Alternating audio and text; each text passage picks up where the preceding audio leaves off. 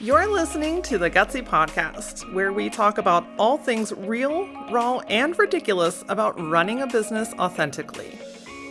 Whether you need an inspirational pick-me-up or a swift kick in the mental ass, the Gutsy Podcast is your bi-weekly guide to getting out of your head and back into action.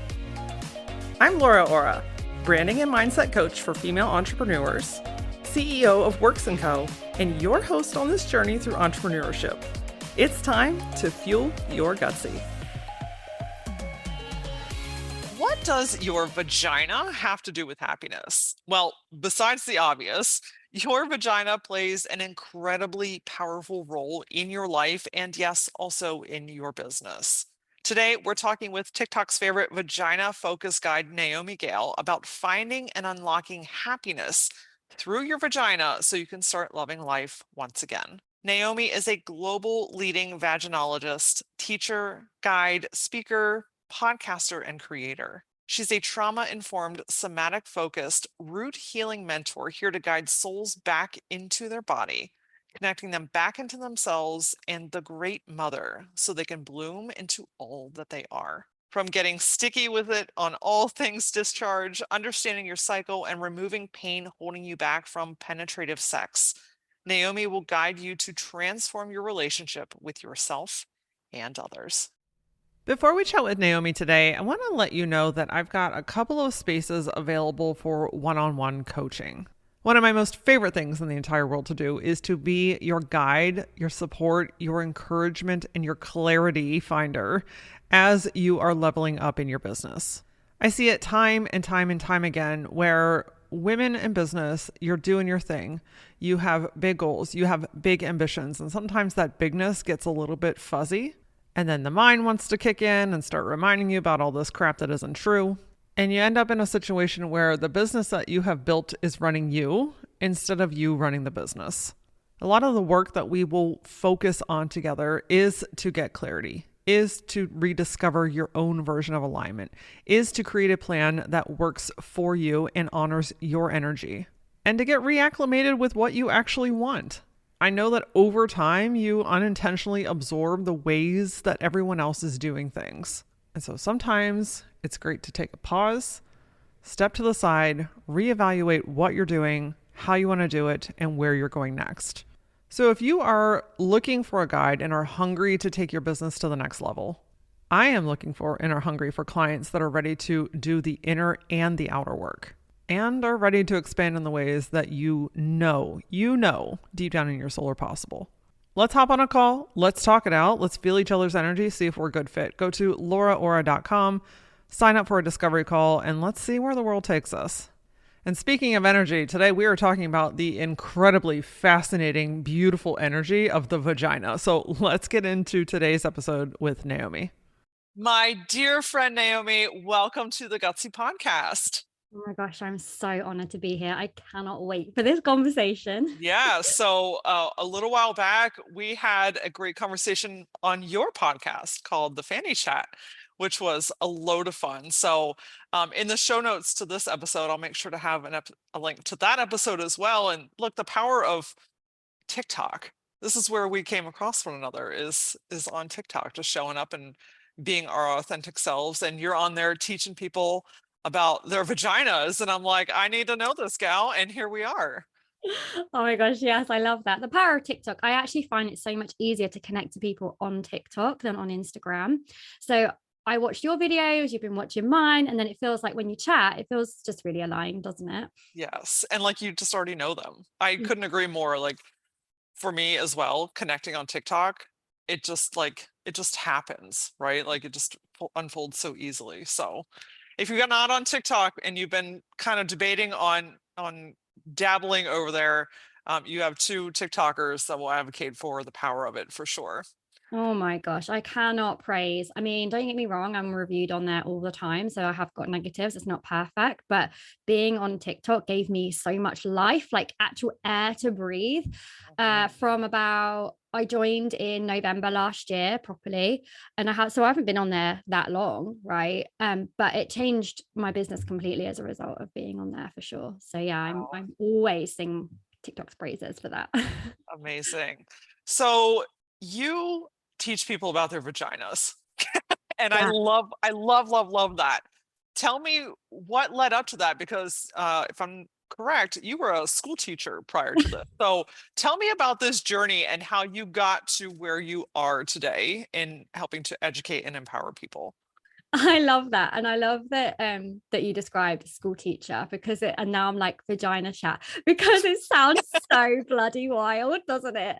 You were sitting in classrooms teaching 7-year-olds and now you're talking about vaginas online. That is correct. In fact, so much so that previous children, because I haven't been in this classroom for coming up 7 years, and so obviously you forget like how quickly children grow up, right? I And do. so now they're on TikTok and they have found me. Yes, yes. They have discovered you and they're like, what?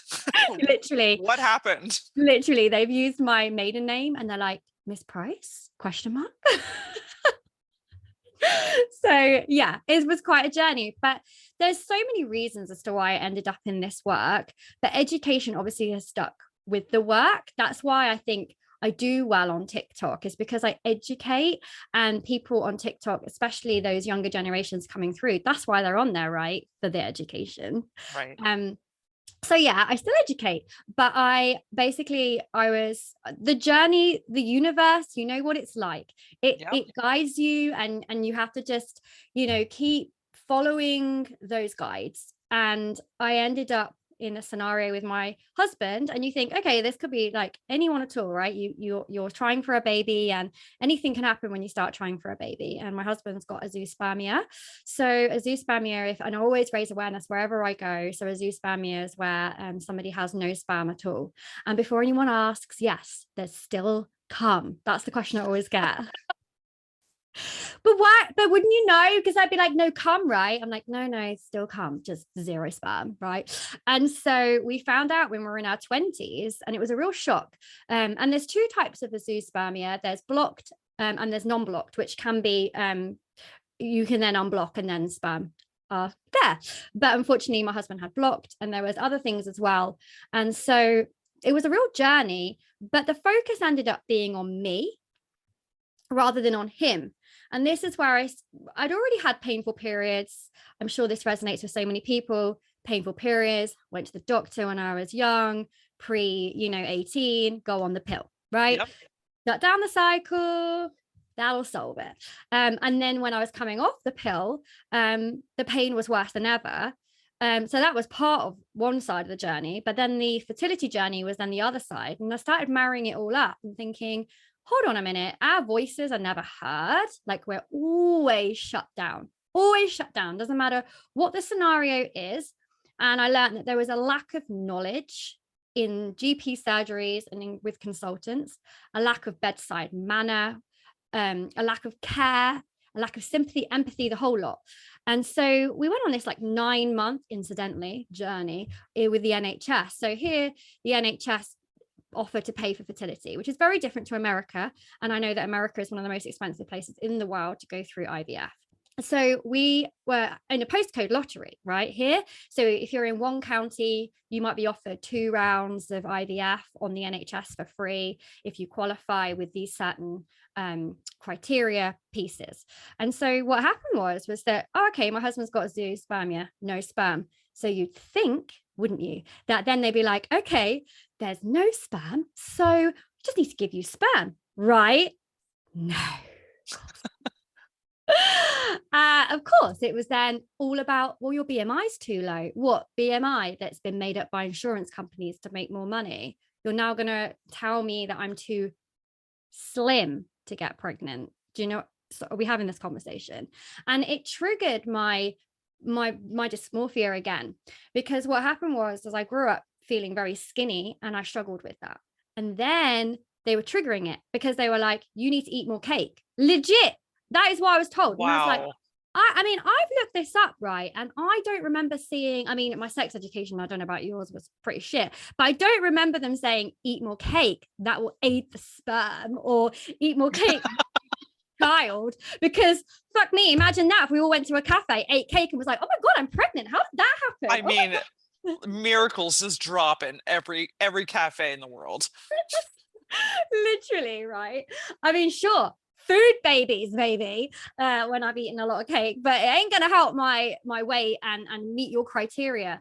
I went through all these hoops, got a personal trainer, yada yada yada, and I was just so done with the way the system was treating me as the woman. And then my husband would just sit there going, well, I can't give her a child, but now you're just making my wife cry. And it's me that can't give you a child. And it was awful, like awful, awful, awful. Mm. And I see this again and again in the work that I do. And I think that's why I've landed in it. It's that the diagnosis can obviously come with the partner. But if there's, for example, pain, right, in the vagina or around the vulva, then what happens is we take it on as it's all our fault.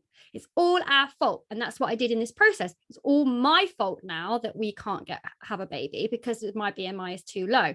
And so I see this again, this blaming for ourselves, when actually that's how the patriarchal society has kind of created this, like, it is on the woman. It's the woman's fault. Women have to do everything. I mean, we only have to look at how the pill came about. It's like, hold on, you're going to shut down our cycles when a man with a penis, Yes, producing a shit ton of sperm every year, can father, I can't remember the stats off the top of my head, God knows how many children, and then and we can only have one within the year. What? You're going to shut down our cycles? That doesn't make any sense. So I went to Athens to actually conceive in the end. So I went to Greece, and we have donor sperm babies. And when I rang her, she was like, oh, how are you? No one had asked me that. No one had asked me that. And I broke down in tears. And then when I went out there, I hadn't really understood sisterhood all that much anyway, when I was like going through life. And then when I went out there, I was taken under the wing of these British women and Irish women. And they were like, showed me Athens, showed me what a gyros is, and I still long for many a gyros nowadays. I'm just obsessed with them. I like the dirtiest thing. And I was just obsessed with the way the clinic approached the whole person, holistically, the whole person, right? Science, but there was the holistic aspect of it. And I was thinking, how many other people, not just on a fertility journey, it doesn't have to be because of a fertility journey, are gaslit, ignored, and pushed into a corner to the point where they're told like that there's nothing else for them. There's nowhere else for us to go. And I spoke to a doctor recently who's just done his training, and we were talking about GPs and basically how they end up pushing people to a cliff edge and saying, there's nothing else for you. This is the edge. We can't help you anymore, because we're not marrying up psychology with the needs of the body, right? We're not marrying this up because medicine believes that psychology is bullshit, right? right. So then we're in this scenario where everybody's just like, well, what do I do now? Well, there's nothing for me. So when you're being told things like, you will never have a baby, that feeds into your every being. I will never have a baby. I was told that. I was told my BMI was low because I would miscarry. So you're fed this information, and it pushes you out of alignment with everything that you want, right? Because you're scaremongered out of everything that you want, made to feel like there's nothing else for you, nowhere else to go, nobody else out there who can help you. And I was angry, and we can work with anger. And so I ended up I was approached by a lot of people on my IVF journey. I shared it on social media, on Instagram back in the day. And everyone was asking me questions, and I was like, I can't answer this from any standpoint apart from just my journey. So I wanted to help. And so I just started working at how I could help, what trainings I could do that would mean that I could help people. So I started with learning about fertility awareness, so a FAM practitioner to help people with their discharge and learn about their fertile windows. Because I don't know if you know that actually we can trust our bodies to not conceive and conceive, Laura. I don't know if you know that. But like, we're just scaremongered the whole time, right?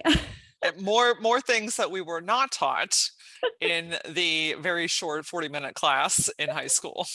Exactly.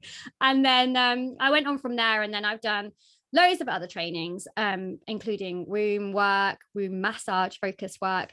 And I eventually, which I find really interesting, is I eventually landed with the vagina.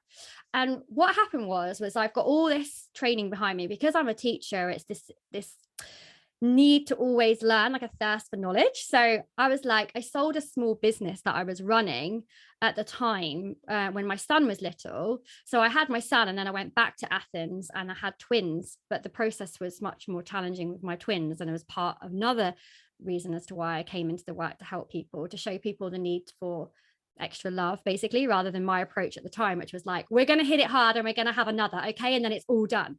But then I had a small business that I was just a craft-based business that I ran, and I thought I could try and sell it because it was doing really well, and I did.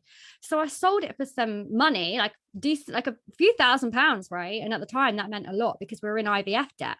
We racked up £35,000 of IVF debt, right? And Right. so to go and train felt so far-fetched when you're looking at trainings that cost thousands of pounds, but selling the business meant I could do that. And I knew it wasn't in alignment anymore with what I wanted, right?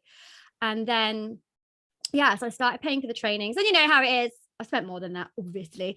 But it was mainly TikTok that made me see the need to talk about the vagina, and having clients in person have a vagina massage. So people ask questions like, do you actually insert a finger? Yes, I do. And it's the most beautiful process that I've ever been able to gift another person in my life. It is a pure gift to be able to do this work because it's such a taboo. Such a taboo. I'm here in my cabin at the bottom of my garden, putting my finger inside people's vaginas. Yes, I am. I love you. That is exactly what I'm doing. What? Yes. But the fact that people have not been touched in this way is a gift. And the work is not for orgasms. The work is not for pleasure directly at the time. Pleasure and joy come afterwards, but the actual touch of the for the vagina is for healing and reclamation, is the focus. And every single time there's such a release, and it reminds me every single time why I do the work. And then I started sharing this on TikTok, right? And I was on there for 10 days, and I was like, your vagina holds on to emotions. And I didn't know on TikTok what saying that would mean, to be honest with you, Laura. I was literally not a clue. It I've been on it can go one way or the other. I was been on there 10 days. I'd been looking at the landscape. I could see, but I hadn't really seen many people talk about the vagina in this way. Didn't think much of it. And I went viral to the point where the video hit over 1 million, like literally within a weekend, Wow. right? And I got so much backlash, like so much abuse, so much love, but so much abuse. It was actually a lot for my nervous system. But I was like, hey, they want to know more. So I shared a video that weekend as that one was going viral, on how to massage your own vagina. Well, that one hit 2 million within a week, right? I mean, obviously, you know what it's like. So now they're completely slowed. And then I built up a decent following from that. But then what happened was I was like, okay, well, I need to talk about the vagina more. I can see it in person. I can see that people want to learn about it online. And then what happened was TikTok picked up on me sharing vagina chat and was like, sorry, empowering people and talking about vagina? Absolutely not. We are not going to do that. No, no. But thirst traps, totally fine. Yeah, exactly.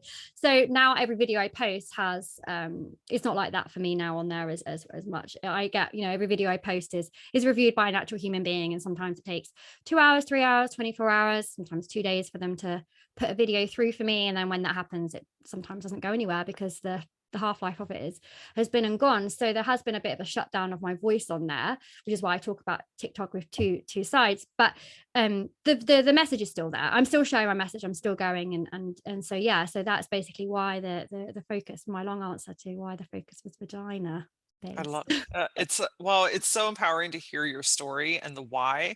And I love nothing more than when a woman experiences something and then wants to empower other women to Mhm. be able to move through that space, whatever that looks like for them. So, you know, the fact that you leaned in, you're like, okay, I have my own experience with this, but there are so many other pathways to this same problem. Like, let's take it out of being taboo. That's literally my next question for you is like, there's Yes. so much shame Yeah. around um, looking at our bodies, Mm, feeling our bodies, touching our bodies, sharing mm. stories about our bodies. Like it's like, oh, we can't talk about that. That's like, that's not okay. So I think that I feel like anyway, that's one of the first kind of hurdles to get over is the shame of even acknowledging your vagina.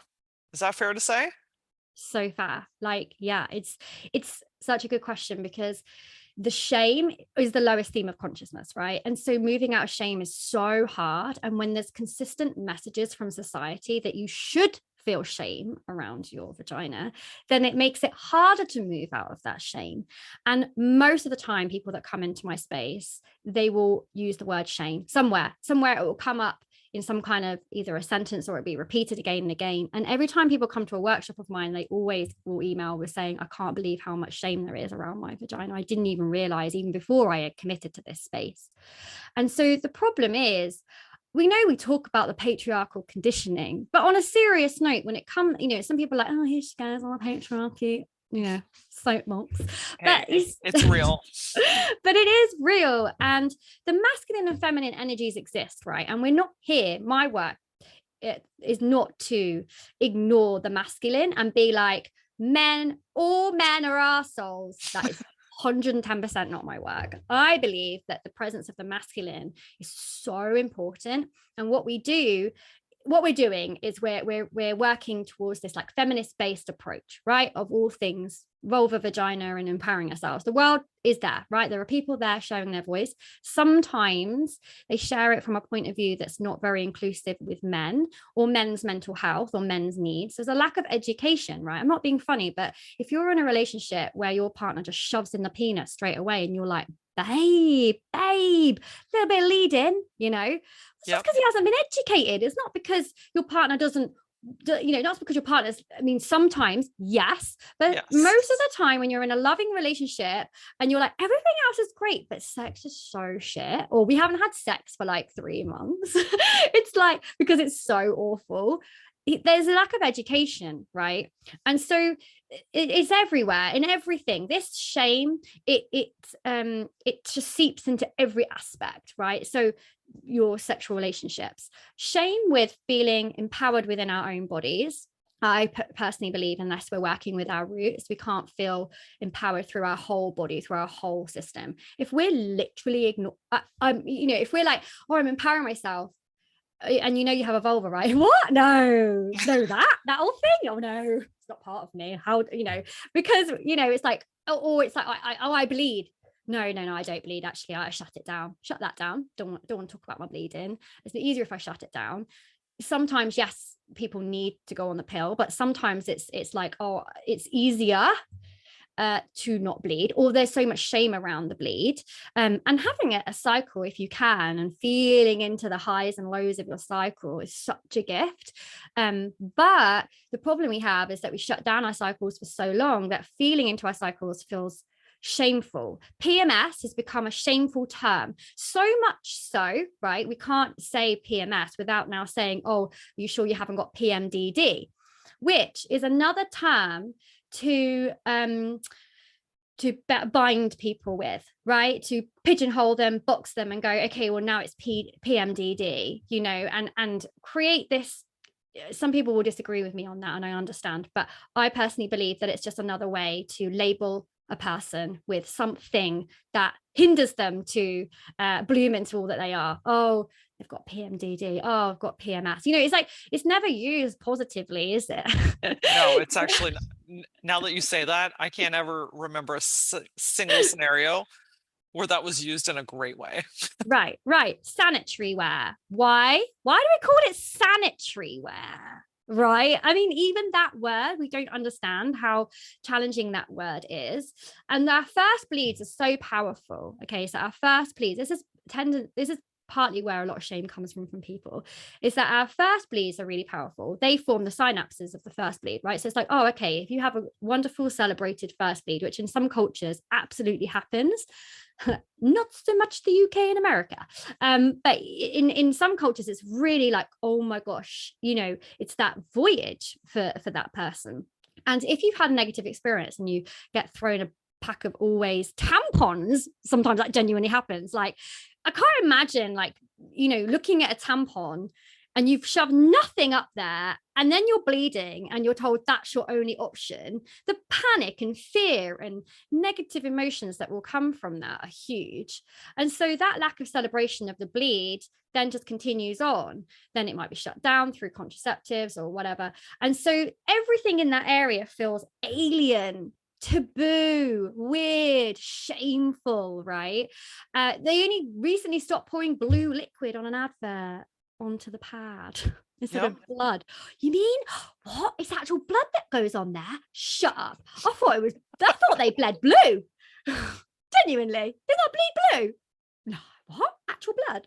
Do you know what I mean? Yep. I share like discharge facts. Oh, I love a discharge fact, me. People are like, what? Gross. I'm like, what? The water that comes out your vagina you find gross? Yeah, people watch footballers snot rocket all over the pitch and no one bats an eyelid. I think we should be all snot rocketing from our vaginas, quite frankly, to prove a point, but that's another discussion. So the shame that we have is like huge. And that's just a few things I could list off. And then we come on to, when there's sexual assault, and there is, there are a number of people that go through sexual assault, and then the number of people who actually go to court with this sexual assault. The difference is huge, right? And then the ignorance that exists around that is massive, so much so that then we shove that experience down and it manifests itself quite often as pain, or we shove it down so much that we won't even be able to say, oh, that was sexual assault. Because if I say that that's sexual assault, that means that I've been through something that was that challenging. I have to acknowledge it, understandably so it keeps us safe. So the freeze response keeps us safe, the nervous system response to that. And then if we then have to open that up as like a can of worms to acknowledge what actually happened, or we look at it and say, well, it wasn't as bad as that experience I saw on that film when they went through sexual assault. So we compare it, and then that also lands us back in shame, that comparison. And then what happens often is that it can manifest as pain. So one of the big things that come through my space, and this is definitely as a result of the word through TikTok, is vaginismus and vulvodynia.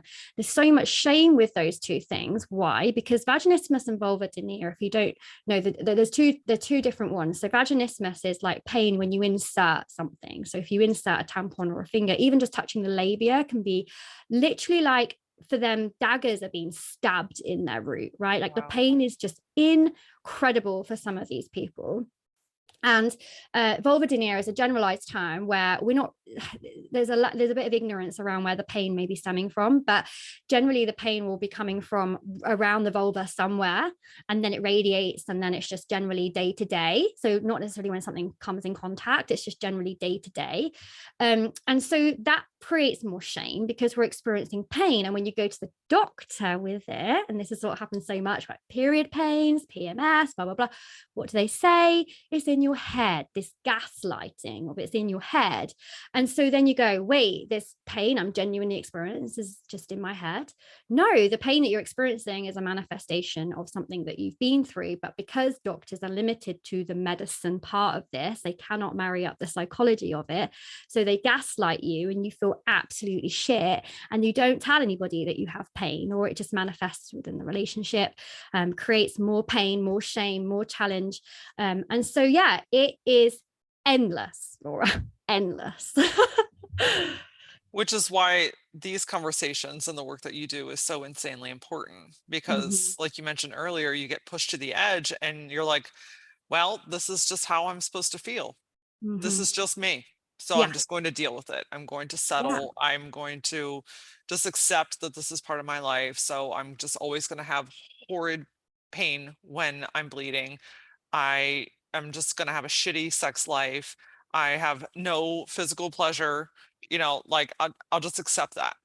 How many women are living like that? Mhm, We can't even put numbers on it. But what you're telling us here is there is another way. There mhm. is another option. I mean, today's title is finding happiness through your vagina, which I would think that a lot of people would just automatically go to, well, she's talking about having sex, but Yeah. it's so much more than that, right? Yeah, because this is your root, right? Your rooted system. And if we aren't firm with our roots, if a plant isn't great, the roots of the plant aren't great, then we can't bloom into all that we are. And so I firmly believe that if we come back to the vagina in this way, then we can work through your rooted system, like what foundations are built here, right? What your foundations like. And so the idea is that I teach people to touch their vagina with a somatic touch that's a fascia release. And fascia is well documented now. I say well, like it's like everywhere, but it's more documented than it was before. So they used to like slash through the skin and slash through the muscle, and then you'd find that there'd be just the ignorance of the fascia. But the fascia is actually what holds the emotions, what holds the memories. And when you work with your body in this gentle way, it can release the memories and it can release the feelings that are being held. And so I find the massage part of this really fascinating, because I have loads of tools that I work with, right? Breath, and there's so many powerful tools. But for me, when I create this space for people where they marry up the breath, so coming into their body with the breath, and they marry up visualization, and they marry up being held and loved in a safe space, so their nervous system feels held and they can begin to unravel, and then they begin to understand what touch looks like coming into the energy space, and then touching and moving the fascia through this gentle somatic release. What happens is they change the energy and the physical makeup of the pelvis, and it allows them to realign, and it also just really enables them to come back into understanding of what it is that they've been holding on to through this rooted system. And so that is now where I really teach, because that allows us to feel shame and understand where the shame comes from, and allows us to move through the shame in a way that's actually physically being moved through.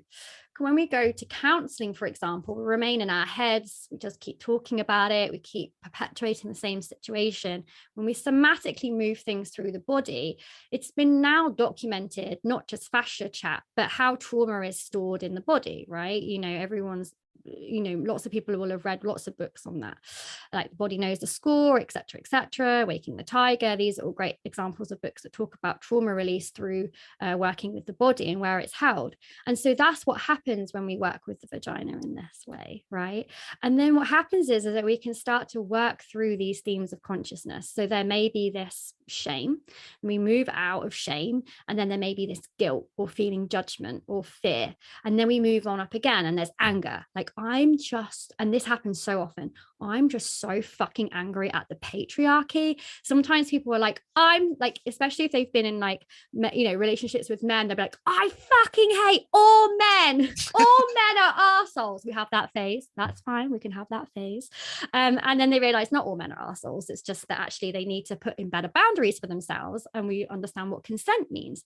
We understand what consent and boundaries look like with our vulva and with our vagina.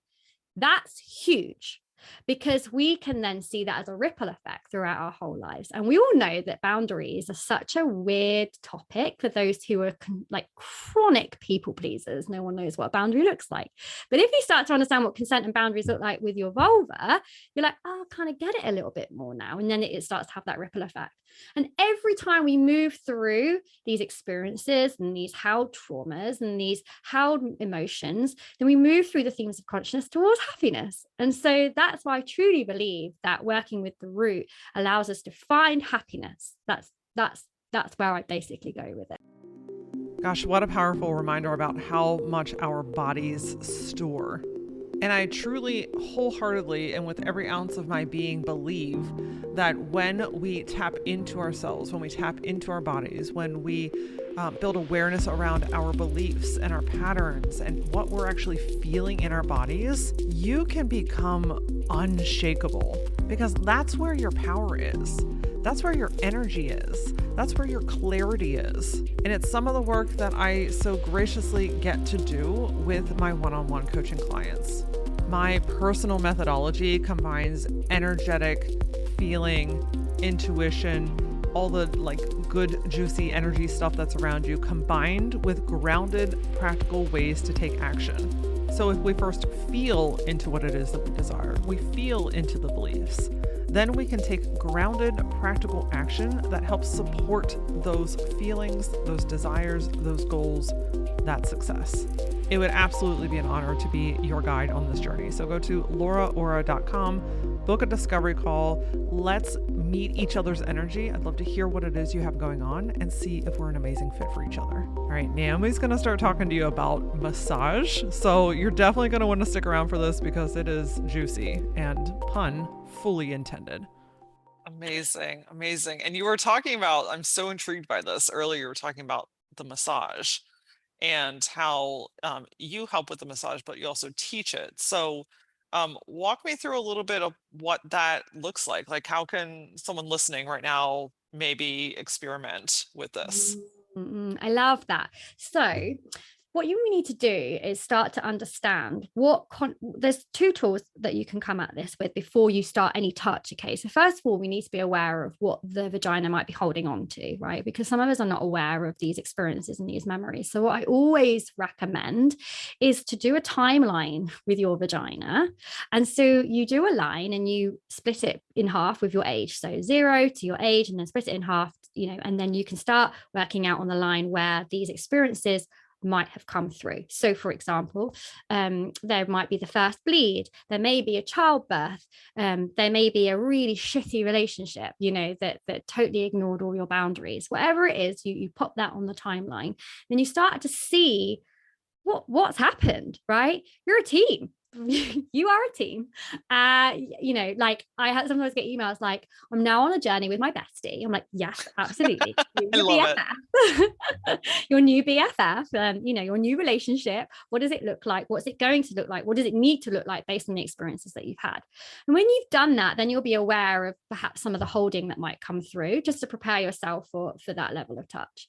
And to begin with, what you want is to come into connection with the body overall. So breathe down through the heart into the womb. If there's no womb, then there's the hara, the energy center of the body that still exists. And this is where my work starts to be a challenge for some people, because I'll start mixing and matching physical chat with spiritual chat, right? And a lot of people find that challenging. It's like, is she woo-woo? Isn't she woo-woo? Trying to like work it out, right? And I'm like, unless you're marrying up all the bodies, then you're not going to fully find what you need to find, right? I truly believe that.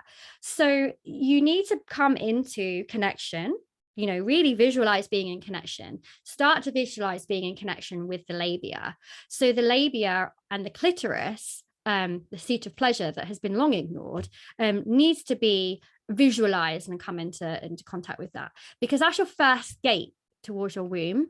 And there's 8 gates within the womb space. And so you want to start to come into contact with the first gate, and you visualize that first gate, and you check in with yourself. Does it feel like a yes to like go in? Does it not? And that's when you start learning boundaries and honoring the yes and the no. And if you feel like it's a no, if it's not in alignment with a full bodied yes, then you're going to go, it's a no.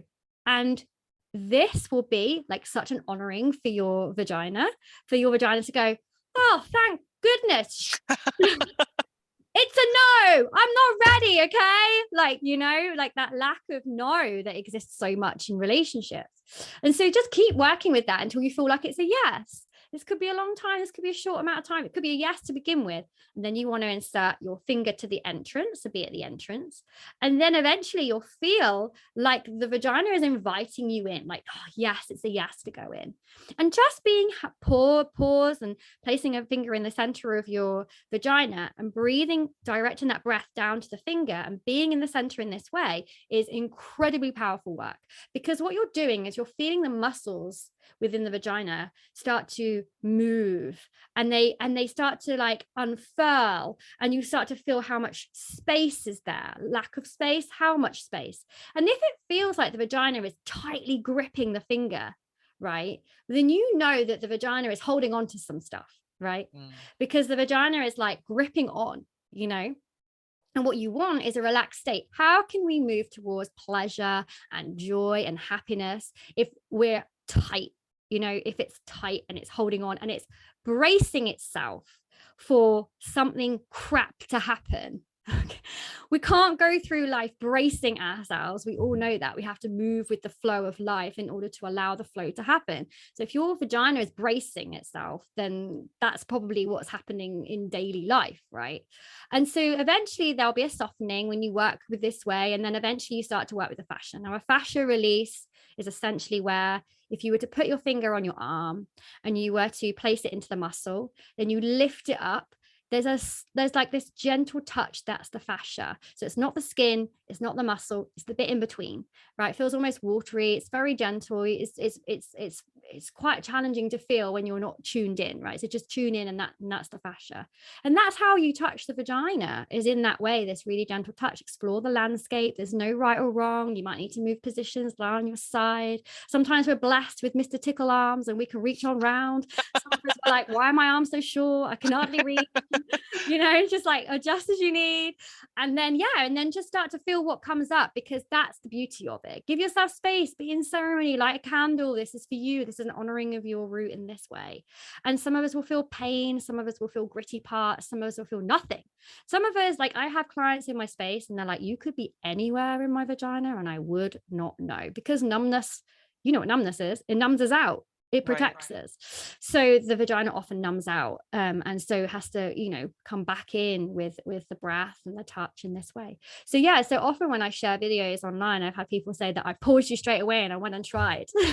So if you're listening, then absolutely try, see what happens, you know, because it could be the first time that you've been touched this way, because they don't teach people how to touch with pleasure. And I don't know about you, Laura, but I've been many experienced where you're like, are you rummaging for something? Are you searching for the last Pringle right now?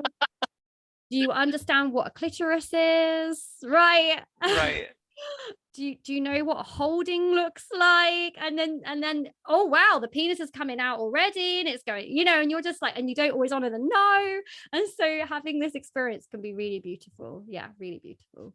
Wow. I love too that you said like there's no right or wrong way. Because I feel like women will just go immediately to, well, I did it wrong.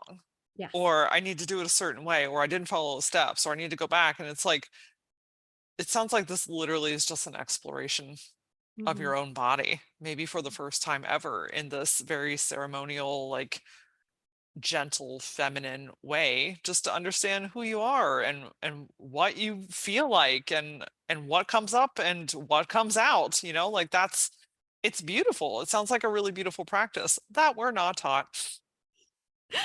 I had a post recently and I was like, what if this is all taught in schools? That created a lot of controversy, of course, in the comments. Some people were like, I don't think this should be taught in schools. And I was like, well, I'm not saying we're going to demonstrate, babe. I'm not saying, because I had a geography teacher teach mine, right? I'm not saying he's going to go, today is landscapes lesson and I'm going to teach you the landscape of your vagina and let me demonstrate by showing you my Mr. Tickle arms. That ain't what I'm saying, is it? Do you know what I mean? The way we like on a pelvis, and we just show the steps so that people, you know, like, so that those who have a vagina can go away and explore their vagina, rather than it being a situation where they're like, the only time my vagina gets explored is with somebody else, and then that experience could be really shit. And then we don't understand what our needs are, right? So that's what I was trying to say, Laura. I heard you loud and clear. Thank you. Do you find that this often opens up the door to masturbation then as well? Like, because like that's a whole nother taboo topic in its own. Like, oh, how you do what to yourself? Like, what is even wrong with you? And that's so not what it is. But I feel like exploring yourself and your body and releasing some of these emotions then allows you to start to lean into what do I like and what do I want and what does bring me joy through my vagina. Exactly that. So then when we engage in that experience, sometimes it can move into self-pleasure, right? So it's like, oh, I've touched myself in this way that felt so nourishing, and now I want to touch myself where there's pleasure. And the more we learn about what brings us pleasure through this process, it just has a ripple effect through everything. And I talk about joy and pleasure. I talk about like the orgasmic cup of tea, right? It's like, what is it in life that you need to feel held, loved, joy, this pleasure that we're talking about, right? What does that actually look like? And so first of all, it looks like being understood what being held looks like and loved looks like, and being mothered in this way, mothering ourselves in this way, which people might find is a bit of a weird word to bring up. But genuinely for me, I talk about the great mother as the holding. And so she teaches us so much, the great mother. And we have had a lack of mothering in society, right? We all have. It doesn't matter how amazing your mother was, like we'll all have had a lack of mothering, because now we're adults, we don't know how to mother ourselves often. And so when we mother ourselves in this way and we give ourselves time and ceremony and love, then we start to learn what else we need to feel held and loved. And then obviously that moves into this chat of what brings us pleasure and joy. I don't talk about pleasure too much, because in my space I do, because people get it and they're like, I know what masturbation is. And when I talk about healing and reclamation, it's a harder sell. My husband says it all the time. He's like, Naomi, this is a harder sell. I was like, I know. When you talk about like that, like I'm like, two options: come and have an amazing experience with masturbation and release all of these orgasmic experiences, versus come and learn about your traumas, your wounds, and the healing and reclamation. Two different selling points, but Yes. I'm still convinced that I need to stick with the one I'm on, because I could talk about masturbation all day long, because there's so much shame that exists with that. But first of all, how are we going to know how to pleasure ourselves if we don't understand what touch feels good and nourishing and doesn't feel painful? And Right. I don't, some of us will have daughters who, or those who, were assigned female at birth and resonate with that growing up, and they touch themselves, right? And then they're shamed for touching themselves right at the beginning. And that's where the shame comes in, because then we don't feel like we can touch ourselves, especially those assigned female at birth. I don't know. It's so weird to me that those who are assigned male at birth, penises, they can just like wank all day long. It's like wanking jokes everywhere. But us, like girls wank too. Oh, we can't talk about that. But that was all part of it. This is all part of this work, because I can see how that would be shamed. We see someone playing with their penis, like a little boy playing with his penis, and you're like, oh, he's playing with his penis. It's funny, isn't it? Playing with his penis, and then we might name it, or mess around with it, and then or in the bath, or one example, you're like, you're touching your penis there type chat. Little willy, you've got your little willy. You can see how this happens in households. And then you see somebody with a vulva, and the little girl's touching the vulva. Well, we don't have the same reaction, do we? We don't go, it's not the same reaction. We know it's not, unless the household is open to that, but often it's not, especially from the back then. So I hope that kind of answers your question now, Laura. Yeah, absolutely. So with this practice of massaging and just getting in tune, like how often do you recommend? Is there like a best practices, or is this really just kind of roll with it? Yeah, it's a really good question, because the pelvis can get tired very easily. So the pelvic floor can get tired very easily. And a lot of us won't have a pelvic floor holding. A lot of us will think we're doing our, Americans call it Kegels. We call it our pelvic floor exercises. A lot of us will think we're doing it, but we're not. So we'll actually be gripping from our stomachs rather than from the root. And a good way to test that is by, when you insert your finger, you can test your muscles by doing the Kegel, the pelvic floor exercise, and see if you can feel any muscles move around the finger. And not to be alarmed if you can't. It's so common that you can't. I legit used to shit myself, and I share that quite openly, because I didn't have a pelvic floor before I had children, and post pushing out twins, like that was none, right? So my husband would be like, too late. Yeah, too late. Yeah. Legit. So since doing this, my pelvic floor is very grateful, because I shit myself a lot less. I can tell when I need to get back on it. So it's good to check that first, because if you have a very weak pelvic floor, then this is going to be a lot for your pelvic floor for sure. And if you have muscles that move in really, really, really quickly and really, really tightly, then the tension there is too much as well, right? You want a gentle, as if you're sucking up a straw. So test that first. But I would say 10 minutes to 20 minutes is plenty of massage, and your finger will be grateful for it not being much longer. And then I would say once a week, for a month to begin with if you're first starting out, and then you can just be like once a month, once every few months, like, you know, just keep on top of it. Basically, I would say it's a tool that I would recommend coming back to again and again and again, and you'll feel it. You know, like sometimes when we're utilizing tools like yoga, for example, and then we're like, oh, I haven't been to a yoga class in ages and it feels so good when I go back, right? That. Yep. That's the feeling. Yeah. That's the feeling. Talk to me a little bit about painful sex, because Mm. a lot of people experience that. You know, you're talking about how we hold on to a lot of trauma, and we're going to the doctors and we're saying we're having painful sex, and they're like, "Oh, well, it's normal." And you're Yeah. like, but is it? Like, actually, is it? So what do you find is typically going on, and how can women start to feel some relief with that? Mm-mm. Pain. I love it when, like, so how do we feel pleasure? Often is through sex, and we're told that sex is supposed to be painful, or often this can come through maternal lines, and you're asked, like, your mother, maybe have an open conversation with your mother, and your mother goes, oh, it's just totally normal, and you think it's normal. Then, oh, my mum had painful sex. This is so common. So this holding pattern with the pain might not be yours, because it may have been coming through the shame. It doesn't just come through our generations, guys. Yeah. Like, the shame is from way back when. You know, I was only talking about that with my husband's day, and, like, you know, great grandmother life, and you're like, oh, right, that's what we're coming through, is it? Great. So it's that partly, it can be that.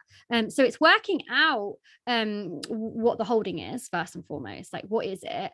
And the timeline can really help with that, because you can start to see what experiences you've had, or then you can start to think about if there's nothing coming up on your timeline, that maybe like other timelines. So it could be things, really, honestly, as much as things that you don't even think about, like there was a miscarriage in for a previous generation, or there was a shamed birth. Like, those who are Irish, for example, I get a lot of Irish people, because there's a lot of shame with the Catholic Church, and you know, out of wedlock babies, and you know, it could be anything at all that comes through then, and you end up holding on to that pain. And so what happens is that when you're in relationships, and you're having sex, it can often feel like it doesn't have to be enough pain for you to go be like screaming out. We're talking like, just if it's not pleasurable, then it's not right, you know. And often we go to the doctors, like you say, and they just go, well, it's in your head, or that's how it's supposed to be. And so the best option, honestly, like there's the best option is the massage, but you can also engage in, it really is, and I know I keep harping on about it, but it really is, because it's documented in this, like, there's a book, Why Sex Hurts, and literally the whole book talks about these really invasive procedures. It's written by doctors, and at the end they go, well, actually the best thing for all of these is the massage, like the pelvic floor work. And I was like, wow, that could have been a short book, but That here we are. we could have got right more of a Yeah. blog, but okay. Yeah, but I was like, okay. But you know, it was useful for it to read about how they would support people on other levels if you're not prepared to go for that, because it's a lot to go for a massage or experience the massage for yourself. And the other thing you can do is teach your partner what holding looks like, because often this painful sex comes from a lack of holding in the relationship unknowingly. And what you want is for your nervous system to feel held and loved with your partner. But if there's been a previous experience with this partner, maybe a trust issue that can come through quite a lot. Sex could have been great, then there was a trust issue that happened, and sex is now painful. Well, then we all know we can pinpoint it at the trust issue, right? And we can work through the trust issue. Fine, you could go to your couples counseling or whatever it is that you do to support yourself in order to move through that trust issue. But often what you're left with is still painful sex. That's because there's still the fear of abandonment in some way. The abandonment wound can come through massively. So if you've had sexual assault, for example, in a previous relationship, and now you're in a loving relationship, right? It's so common for someone to be so frustrated because they're now in a loving relationship. So and it wasn't painful before. It wasn't painful, you know, they've had the sexual assault experience was years ago. They've had relationships since. I mean, they weren't great, one night stands, whatever, no pain. Then they land with a partner that's loving and they're like, what? Now it's painful? Doesn't make any sense. And so often it can come through just a lack of holding and understanding from the partner. The partner really needs to understand what you've been through. And because you've started to unfurl in other ways with the nervous system, and you started to find safety, the body then starts speaking to you with what the body's holding on to, right? It's like, oh, now I can unfurl because I'm in a loving relationship. So I'm just going to let you know that there's so much holding down there. And so now sex is going to be really painful for you. You know, that's what the nervous system does when it unravels, and you're finding safety and you're no longer in fight or flight and freeze and fawning, you know, and you're in this loving space. And so being gentle with yourself and being open with the partner can really help. And they can give you the massage as well, where you're clear on the boundaries. And then the vagina starts to understand that there's safety with this partner, because the vagina is like a rose, it's like a flower, it unfurls petal by petal. The more you find safety with this partner, the more the rose will start to unfurl gently and start to find safety with the partner that you're now with. The other side of the flip coin, which I will mention, is that sometimes painful sex with a partner is because the partner isn't in alignment. Okay, I'm going to say this gently because people will be like, I'm sacking them off. We're done. That's not what I'm saying. I listen to podcasts and actually says that painful sex is because we're not compatible. So no, I'm saying that if in time it starts to feel like it's not, the partner's not in alignment, and there's pain during sex and you haven't had that before, vaginismus, then, because it's only when there's penetration, then it could be that the partner's not in alignment. It could be. That's also another thing. Yeah. Just a little asterisk in there, just in case somebody needed to hear that today. Yeah. Yes. I hope that helps with that question. Of course, absolutely. I mean, so much of what you're saying to me is just like, it feels like just really coming back and honoring yourself, feeling where those traumas are being stored, feeling those emotions, allowing yourself to process through it, more gentle, more love, more compassion. Like, it's not always just like this ram and go situation in all aspects of life, right? It's really about like slowing down and honoring your body and saying, okay, I understand my needs now, and now I can effectively communicate them to you. Yes, Laura. And then that then goes through every part of our lives: Yes. work, friendships, how you want to be as a, you know, if you're a mother. Do you know what I mean? Like, Yes. yes, impacts everywhere. And that's, we're talking about happiness today. And that's, it literally is at the root of every aspect of our life, because when you're feeling good in your body and you're feeling fulfilled and nurtured and loved and seen and heard and held, Mm. gosh, how much more brilliantly can you show up in different aspects of your life? Exactly. And then, you know, leads on from that. If someone's like, but I want more orgasm, chat, fine. Let me tell you, if you're having more orgasms, your life is going to be so much better. Okay. We all know that, right? I mean, it's not a bad day. There's a lot of power, but you know what? A lot of women don't orgasm. No. Why? Yeah, so this is a whole huge another topic. So Yeah. I get a lot of people that come in with a lack of orgasm, never orgasmed, or they have orgasmed, but they feel that the only way to orgasm, patriarchal chat, is through penetration. It's not. So if you've ever said to yourself, that's weird, I've never orgasmed through penetration, and that's the norm. Yeah, that's the norm on the films that they sell you, or porn, or whatever else. But actually, just Google the orgasm gap. It's fascinating to see that actually we don't love penetrative sex. Some of us do, but most of us don't. And it's to explore other areas, to explore the clitoris, understand that the clitoris goes a lot further than we think. It's not just a tiny little blip at the top there under the hood, peeking out, going, "Hit me." It's like the whole thing, right? All around the labia, touching the labia, full of nerve endings. And so often this lack of orgasm comes from a lack of anatomy understanding, because that makes so much sense. It also comes from not understanding where we can orgasm from, what feels good for us, and where. It can also come from traumas and not feeling safe enough for the muscles to relax enough for them to then move into the orgasm. And it also can come through, a lot of the time, through lineages. So from the trauma that's coming through when there's been so much shame. And sometimes you'll find that somebody who can't orgasm will find that they will mention it to their mum eventually. if they have that relationship, and then mum will go, I've never orgasmed either, and then the grandmother will say, I've never orgasmed. That's really, really, really common. Yeah. So Wow. I yeah. want every woman to be able to orgasm their face off. Like it is such, I mean, you want to talk about a release. And Mm, being able to just like fully embrace this like enormous side of you. There mm, is power. I mean, that's a whole episode in its own. There is power in the orgasm. I mean, mm. it's just like energetic floodgates open. All Exactly. systems go.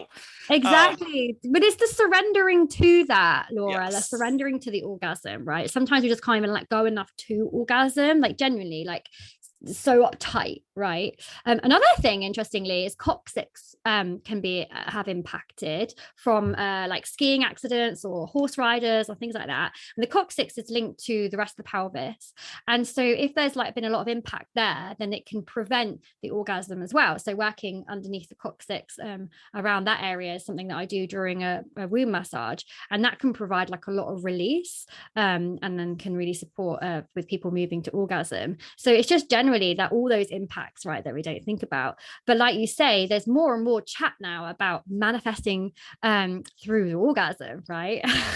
There's so much chat on that more and more now. We're starting to realize the power of an orgasm for sure. Well, sex magic has been around for a long time, and people do a lot. Like if you've never heard of sex magic and you want to hear more about orgasms and manifesting, and like you say, like being like, oh my gosh, here's my life, then sex magic is definitely something to explore. You may be cool to that for sure. So yeah, a lot about that. Amazing. Well, just the fact that we're having these conversations now in an open space, and I know some of the online places tend to like flag you and say, hey, we can't say that word around here, but I think even still, like the fact that we have a platform that we can show up on, and that you can have these conversations, and you can work with these women from all around the world to help them find pleasure and relief, and just to like truly find happiness.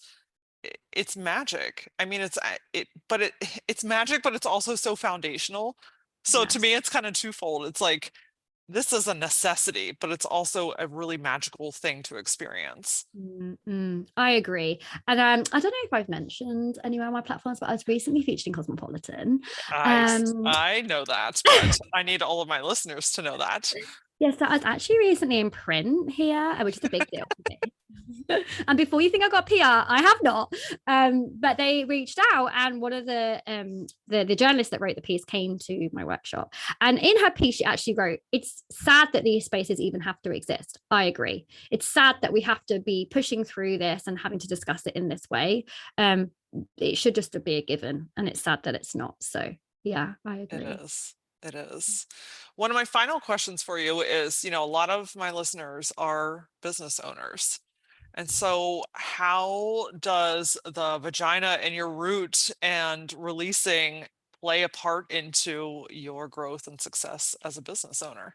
I love this. Yes, of course, of course. Well, I too am a business owner, right? This is a business, which actually has been a hard chat for me to have to like park the fact that this is me and this is a business, Naomi. And so I see how I, as a result of working with my vagina, have actually unfurled and unfolded into my business and rooted down in a way that feels really nourishing. And so the reason why I'm really keen on anyone who's like running a business to come and work with their vagina is because when we're running a business, it's not all about making the money. Yes, great. It's not all about manifesting 10k and being like that's what this is all about, because our nervous systems aren't necessarily ready to receive. And the word receive is huge in this work, right? If we're unable to receive through nourishing touch, if we're unable to receive through being held and loved in this way from ourselves first and foremost, I'm not talking about necessarily with anybody else, how are we going to be able to expand, to receive money, to receive from clients, to receive a thank you from somebody online? That can feel really hard to be like, oh my gosh, I'm so grateful for you. Oh God, that feels so hard sometimes. Like, oh no, I didn't, not me. Oh, I didn't do anything. Yeah. Yes. Right. And then we chastise ourselves so easily in business. We can feel like we don't trust ourselves, that we can't trust in the universal gifts that exist, and the holding that is provided for us by Mother Earth, by the universe. We feel like we can't trust in any of that, especially if there is pain and you're a business owner and there is pain there, which can often happen. And then we're like, well, hold on a minute, if there's pain there at your roots, how is your business going to be rooted? How are you going to create strong foundations with your business that you can grow from? And I speak from a place of absolute, like, total understanding of this, because I've wanted to throw in the towel and give up my business so much. When I was doing my other handmade business, I was just like, why am I doing this handmade business? This is shit, blah, blah, blah. All those negative. And I couldn't wait to get rid of it. I was like, here it is. Bye. Got rid of it, Oh, yay. Here's some money in my bank account. Oh, wait, that's gone within like 2 weeks. Now what? Oh, now I've got to trust myself with this business. And then I was going through that process. It's like, oh, another business that I've got to, try and make money from, and try and then in the end, when I started working with the vagina, I was like, oh, this is what to receive feels like. This is what to surrender in feels like. This is what to create ceremony for myself looks like, to give myself more space to receive. And what we do in business is we often work at 100 miles an hour. We often work from fear, because we're like, there's not enough money coming in my bank account, so I'm going to put out the next offer, the next offer, the next offer. It's never in alignment. It's never from this grounded, rooted space that then doesn't do well. And you're like, why doesn't that do well? It's because I'm shit. It's because this is shit. Because this is a shit business idea. Wait, new business idea, new offer idea. And it's just endless.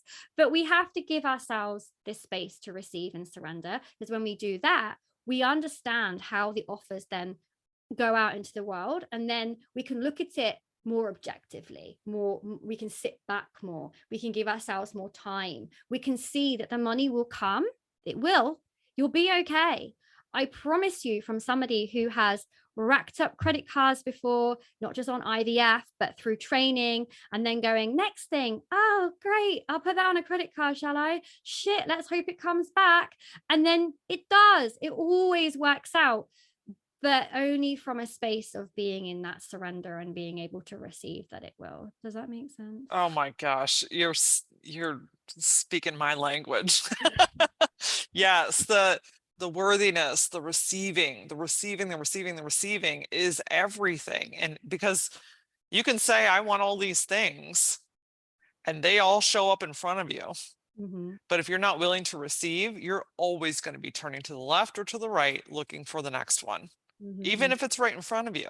Mm-hmm. And so really honoring and making decisions from that grounded, rooted, like aligned space, and being able to look at, what do I want? What resonates with me? What makes me feel juicy and alive and excited? Everything that you want will show up. But when you're constantly fighting, even receiving it, that's a really good indicator of why the money's not coming in, why the clients are not coming in, why the follower count's not going up. Not that it's about the follower count, but it's part of the equation that we're all working with. So yes, 1,000% to all of that. Yeah, I'm glad you agree, Laura. Definitely. It's So been a beautiful. lesson for me.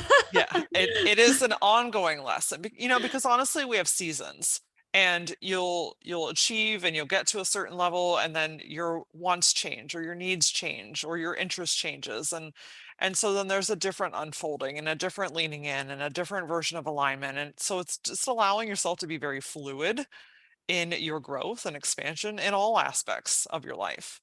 And your nervous system needs support as you do that, as you receive. You only have to look at lottery winners. I know this is chatted about a lot, but it really resonates with me when someone says a lottery winner. We all think that that's the magic golden ticket out, right? Having the £1 million, dollars land in your bank account, and you're like, voila. And then you read about them like being bankrupt within a year because they weren't ready to receive. So a definite need for the unfurling in business, because you need to be ready to receive, and be in a space to receive. It takes a lot of work, takes a lot of nervous system work for that, for sure. So yeah. I feel like I could talk to you for the next 6 hours. So maybe a mini series, but I want to make sure that everyone knows where to learn about your programs and be educated and learn about all things you. So tell us where we can find you. Thanks, Laura. Well, you can find me on TikTok, obviously, at this is Naomi Gale _ I do have the at this is Naomi Gale without the underscore, but I didn't use that one. So we'll just ignore that. And it's on Instagram, the same, but without the underscore. www.thisisnomigale.co.uk. And I am releasing a book. And it is about finding happiness through your vagina. I don't know when this is going to go out. The book will either be out or the book will be on pre-orders. And if you see a pre-order and you're like, I want to know more, please support me because I'm self-publishing. I'm trying to go against the system. So any support would be gratefully received. Amazing. Thanks so much. Well, I will absolutely make sure that we have the link to your book and all of your magical places to find you and your programs in the show notes. So if you're interested in learning more from Naomi and reading her book, I feel like it's going to be this conversation times a bajillion. Make sure to go to the show notes. And Naomi, my final question for you today is, what does the word gutsy mean to you? Oh my gosh, gutsy. It means to keep going in the face of adversity. That's what it means for me. Incredible. Thank you so much for your time, your knowledge, your enthusiasm, and just your magical self. I really, truly appreciate your time. Oh, I'm so grateful to you, Laura. Thank you so, so much. On this Thursday's Power Back episode, we're going to talk about and face the fear of success, my friends. Yeah, not just fear of failure, fear of success. The responsibilities that come along with it, the time commitment that comes along with it, the being in the spotlight, and a bajillion other reasons why you are actually terrified of getting the thing that it is that you actually want. Great news is we can shift that belief. You can take your power back and you can start succeeding without so much damn fear holding you back. If you are loving the Gutsy Podcast, I would so love and appreciate if you could go to Apple Podcasts and leave a review. It helps other potential listeners know what to expect from the show, and it helps the show get found, which in turn helps to boost and encourage and empower other women in business just like you. In the meantime, get social with me. I play the most on TikTok and Instagram. You can find me using @thatlauraora. And as always, until I see you next time, stay gutsy.